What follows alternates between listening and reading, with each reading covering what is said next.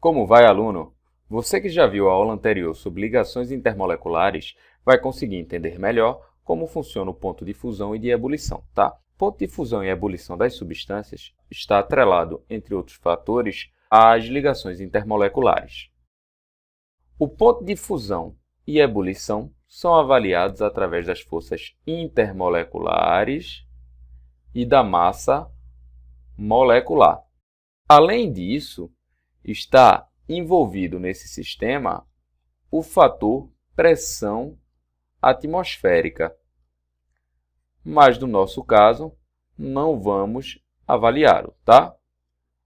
Isso é uma coisa que é avaliada, um assunto, um ponto avaliado através do assunto propriedades coligativas, ok? Então, vejam só, ponto de fusão e ebulição. Nós vimos que as forças intermoleculares possuíam a seguinte distribuição. Força de Van der Waals são as forças mais fracas, enquanto que as ligações de hidrogênio são as interações mais fortes. E as ligações dipolo-dipolo são as intermediárias. O que é que isso vai acarretar para a gente? Quanto maior a força intermolecular, em geral, maior o ponto de fusão e ebulição. Mais ou menos assim, galera. Quando a substância tem ligações de hidrogênio, as ligações de hidrogênio são tão fortes que as moléculas estarão muito aderidas. Como elas estão muito aderidas, você vai ter que fornecer muita energia para fazer a fusão e a ebulição. Ok? Então, como você fornece muita energia, ela tem um alto ponto de fusão e ponto de ebulição. Ok? Já quando nós temos interações fracas, como por exemplo as forças de Van der Waals, nós não temos as moléculas muito aderidas. Então, podemos colocar fracamente aderidas.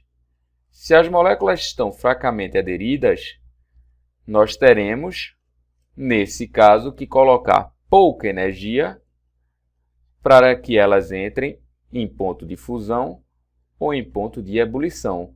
Logo, nós temos um baixo ponto de fusão e de ebulição.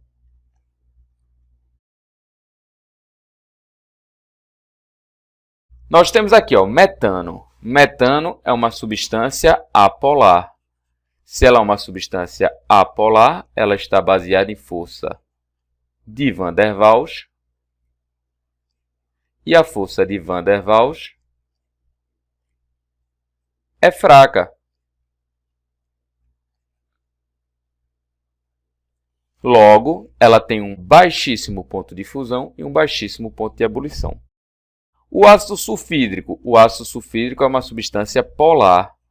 Se é uma substância polar, está regida, pelas interações de polo-dipolo,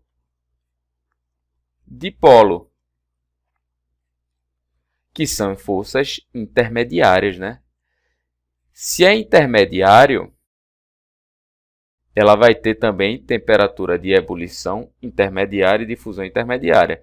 Então, no caso aqui, é maior do que o metano, que está regido por forças de Van der Waals, mas não é muito elevado. Já se nós colocarmos a água ela faz pontes, ela faz ligações de hidrogênio. Por que ela faz ligações de hidrogênio?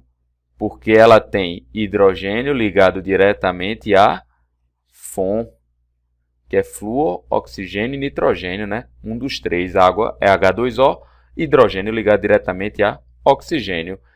Essas interações aqui são muito fortes.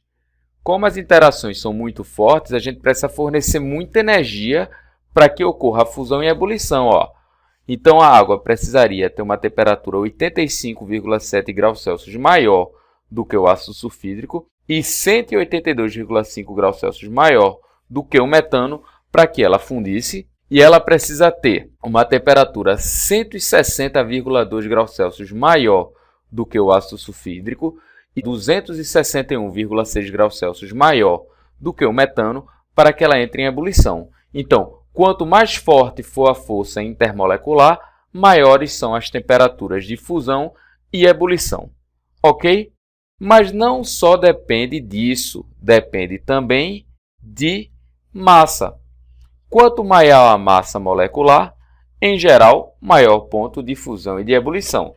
Vamos botar aqui dois exemplos. Primeiro exemplo, metano. Metano ele possui a fórmula molecular CH4.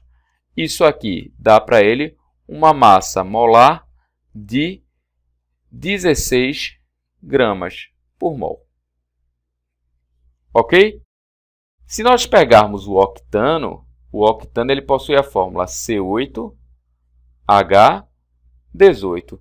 Possui a massa molar muito maior. A massa de 114 gramas por mol. Certo? As duas substâncias, elas são apolares. Como elas são apolares, elas estão regidas por uma única força, que é a força de Van der Waals. Então, o que acontece? O metano ele tem a temperatura de fusão bem menor do que a do octano. Por que isso está acontecendo? Porque o octano, por mais que ele tenha a força de Van der Waals, assim como o metano, ele tem a massa maior.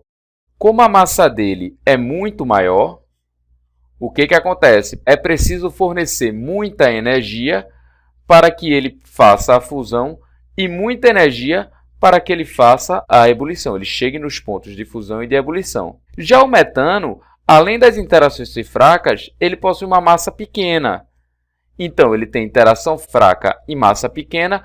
Ele, com pouquíssima energia, consegue fundir e com pouquíssima energia consegue ebulir. Então, quanto maior a massa, maior o ponto de fusão e ebulição. Quanto menor a massa, menor o ponto de fusão e de ebulição, respectivamente. Beleza? Então, vocês fazem a avaliação através do ponto de fusão e de ebulição, através de massa e forças intermoleculares. Começa por força intermolecular. Se as forças forem iguais, como nesse caso, vocês observam a massa. Maior massa, maiores pontos. Menor massa, menores pontos. Pratiquem e bons estudos!